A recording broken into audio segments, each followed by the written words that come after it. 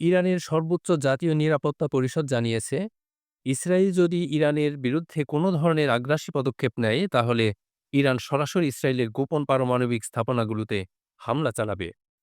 সোমবার এক বিবৃতিতে পরিষদ জানায়, ইরানি গোয়েন্দা বাহিনীর একটি জটিল ও কৌশলগত অভিযানের মাধ্যমে তারা ইসরায়েলের পারমাণবিক কর্মসূচি সংক্রান্ত অসংখ্য গোপন ও গুরুত্বপূর্ণ নথিপত্র সংগ্রহ করেছে। পরিষদ আরও জানায়, ইরানের সশস্ত্র বাহিনীর হাতে ইতিমধ্যে ইসরায়েলের সব পারমাণবিক লক্ষ্যবস্তুর তালিকা রয়েছে।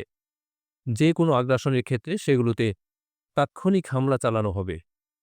পরিষদের বিবৃতিতে বলা হয়, এই গোপন অভিযানের মাধ্যমে ইরানের গোয়েন্দা ও প্রতিরক্ষা সক্ষমতা এক নতুন উচ্চতায় পৌঁছেছে।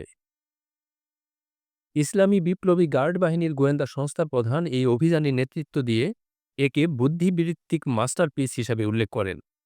তার মতে, এই সফলতা ইসরায়েলের বিরুদ্ধে এক গুরুত্বপূর্ণ মনস্তাত্ত্বিক ও তথ্যভিত্তিক বিজয়। বিশ্লেষকদের মতে, ইরান ও ইসরায়েলের মধ্যে এই পাল্টা হুমকি গোটা মধ্যপ্রাচ্যে নতুন করে উত্তেজনার জন্ম দিতে পারে। ইসরায়েল এখনও এই বিষয়ে আনুষ্ঠানিক প্রতিক্রিয়া জানায়নি, তবে অতীতে তারা একাধিকবার ইরানের পারমাণবিক স্থাপনায় সাইবার ও সামরিক হামলা চালিয়েছে। ইসরায়েল ১৯৫২ সালে ফ্রান্স ও যুক্তরাষ্ট্রের সহায়তায় তাদের পারমাণবিক কর্মসূচি শুরু করে এবং ধারণা করা হয় ১৯৬৮ সালের মধ্যেই তারা প্রথম পারমাণবিক অস্ত্র তৈরি করে। ১৯৮৬ সালে ডিমোনা পারমাণবিক কেন্দ্রে কর্মরত প্রযুক্তিবিদ মারদেখাই ভানু এই গোপন কর্মসূচির তথ্য ফাঁস করেন, যার জন্য তাকে ১৮ বছরের কারাদণ্ডে দণ্ডিত করা হয়। ইরানের সর্বশেষ হুঁশিয়ারি আন্তর্জাতিক মহলে নতুন উদ্বেগ তৈরি করেছে।